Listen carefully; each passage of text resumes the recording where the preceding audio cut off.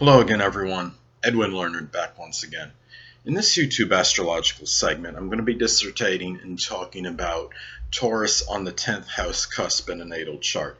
Now, first thing I'll look at as far as like the status and notoriety and recognition goes, people that have this placement, they may be known as somebody that likes to make money, may like to give the impression of affluence, even if this person is at a lower level income. In many cases, this person may have an affinity for making money in their career. This person may be known as someone that appreciates tangible assets, may be seen though at times as overly dogmatic or stubborn or obstinate, may be seen as someone that is hardworking, laborious, person that works with a lot of energy and a lot of powers of endurance. Another thing, as far as the career goes, well, this person may be inclined toward or have an affinity for the arts, might be interested in anything from painting, sculpting, drawing. It could be somebody that could be into any, it could relate to any form of art. It could be abstract art even.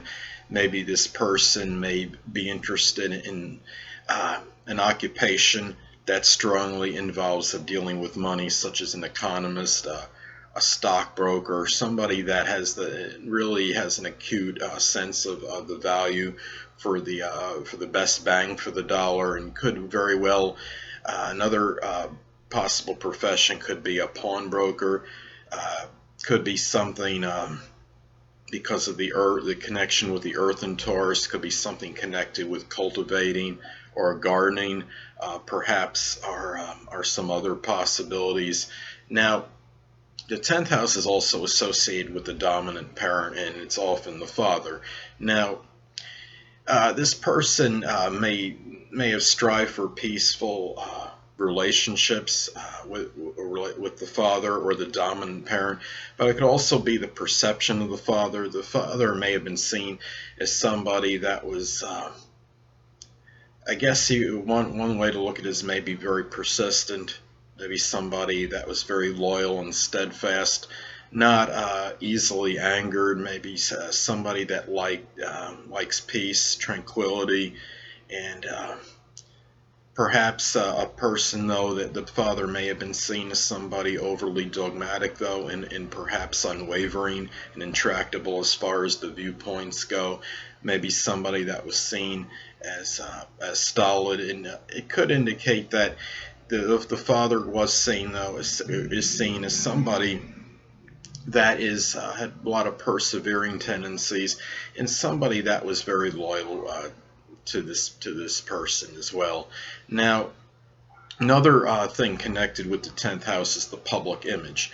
Now, the image, like I stated, kind of goes back to what I stated before regarding having that appearance of wealth, and really wanting to have a public image where they have where this person may want to give that impression of having money, of having the finer things, of being somebody that is loyal, that is steadfast, that is somebody that is a hardworking person, a person that is very consistent and persistent in terms, perhaps in their career, as far as they're making their wages, making their money. The public image, unfortunately, in some cases, can be somewhat negative in connection with this money thing, because many of you may have heard of Bernie Madoff, that infamous guy that was involved in that Ponzi scheme. Well, he has Taurus on the midheaven, and I think his public image obviously was someone that was connected with greed and avarice, and on the negative side in some cases. And I would say especially, I don't remember the condition of Venus in Bernie Madoff's natal chart, but I would figure that in many cases that it could lead to being overly acquisitive or avaricious if this person, if their Venus is afflicted or it makes up predominantly negative aspects in their natal chart. So that is something to look at. Now, The fifth is the reputation, and like I say, with the reputation, we could use Donald Trump as a good example. Now, on the positive end, Donald Trump has Taurus on his 10th house cusp, and you talk about a money making machine. I mean, he is someone that that defies the odds in terms of making money. I mean, saying that he made a substantial amount of money in his life and that he has strong financial acumen could be a vast understatement. And with Donald Trump, I think it's just something where, I mean, his sun is in Gemini, so he obviously uses his brains. He uses his Taurus MC, persistence and hard working ability in that understanding of money. And I think you look at him and he has Leo rising, and he's not just going to give that public image of maybe of someone that's affluent and wealthy, but with Leo rising, he could be very fortunate and really this is a sign that it really can make that hard make being having Leo rising, being, I guess you could say, having that being basically fortunate, and then having the Taurus MC on top of that is very maybe it's why he's prospered so much. And I'm sure I'm not saying everybody with the Taurus MC and Leo rising will have affluence, but I think for it seems to work with him, and I'm sure he's got a lot of aspects in his chart that are very auspicious and favorable for money as well.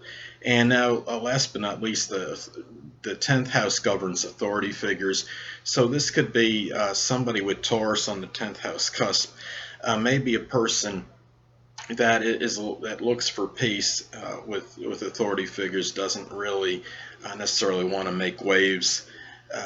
Or really resents strife or discord with supervisors, and does and tries to, if in a subordinate position, this could be a person that likes to do what he or she is supposed to do, and be very earnest and be very hardworking and diligent at whatever job they have, and for that reason, that's really generally I would think has a good as far as authority figures go.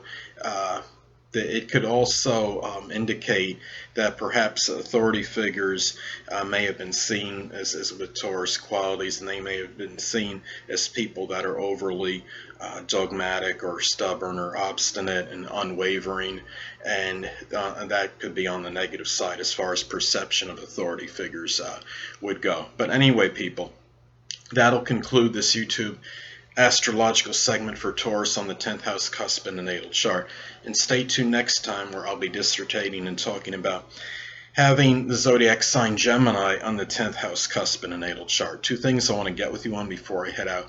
Firstly, the stars may impel but do not compel. And secondly, never isolate any single astrological element, aspect, planetary placement, position, configuration, influence, or what have you, and make an analysis of a person, astrologically speaking, based on this alone. Because astrologically speaking, the person is the sum of all their components in their natal chart, and not just one. Until next time, people, stay well.